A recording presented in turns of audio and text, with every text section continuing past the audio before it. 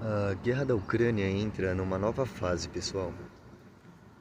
Além de estar claro que o armamento enviado pela OTAN e por outros países não integrantes da OTAN para a Ucrânia está ajudando muito a resistência ucraniana.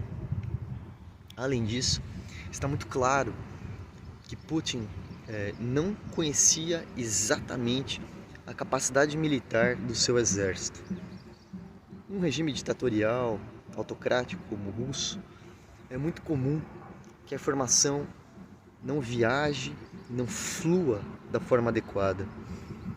Os subalternos, os hierarquicamente inferiores, têm medo de falar a verdade para os seus superiores.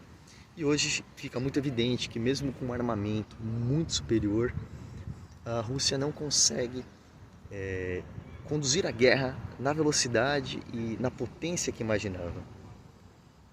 Em relação a isso, eu acho que é muito interessante nós pensarmos o pensamento do filósofo venezuelano radicado nos Estados Unidos, Moisés Naim. Moisés ele tem uma teoria muito interessante em relação ao mundo moderno sobre o esfarelamento do poder. Observem como nas últimas décadas tem sido cada vez mais difícil, desde a Guerra do Vietnã, para que grandes potências consigam realmente vencer uma guerra. Observem isso no Iraque, observem isso na Guerra de Kosovo, observem isso no Afeganistão, observem agora na Guerra da Ucrânia. Mesmo uma potência muito mais elevada não tem conseguido se impor. É uma teoria bastante interessante e eu recomendo o livro do Moisés, né, sobre o fim do poder. Claro que existem incoerências, inconsistências, mas é uma obra muito interessante em relação a isso.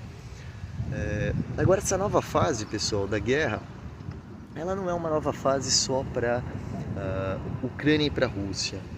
Ela também é uma nova fase para a Europa e especialmente para a União Europeia.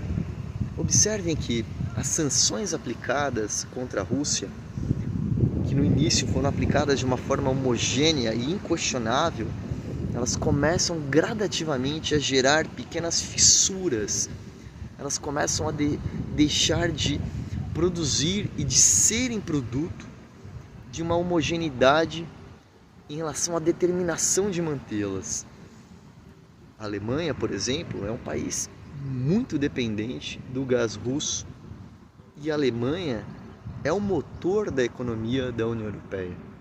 Se a economia alemã começar a retrair por conta da falta de fornecimento do gás russo, essa retração vai gerar recessão nos países vizinhos e nos países que de alguma forma dependem da economia alemã.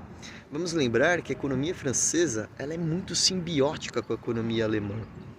E a Alemanha possui uma grande parte do seu parque industrial espalhada por países como República Tcheca, como Romênia, como Polônia.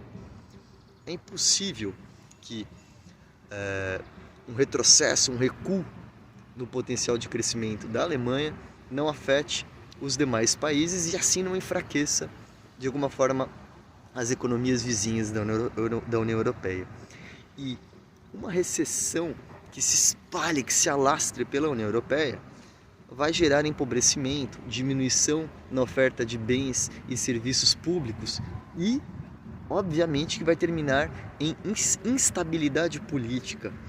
Vai favorecer populistas e políticos anti-União Europeia. Então, é importante nós observarmos nas próximas semanas e meses se realmente essas sanções aplicadas contra a Rússia vão se sustentar. Para esses países, o ideal é que a guerra durasse menos tempo. E eu mesmo cheguei a acreditar que a guerra duraria menos tempo. Mas agora, no atual momento, nada garante que essa guerra será curta. E um dos maiores favorecidos com a extensão, com uma longevidade maior dessa guerra, é os Estados Unidos, que observam o enfraquecimento da Rússia, uma maior dependência da Ucrânia uma decisão do Estado alemão em novamente se rearmar e pode fornecer gás à União Europeia e observar uma União Europeia, do ponto de vista econômico, ainda mais dependente dos Estados Unidos. Vamos conferir.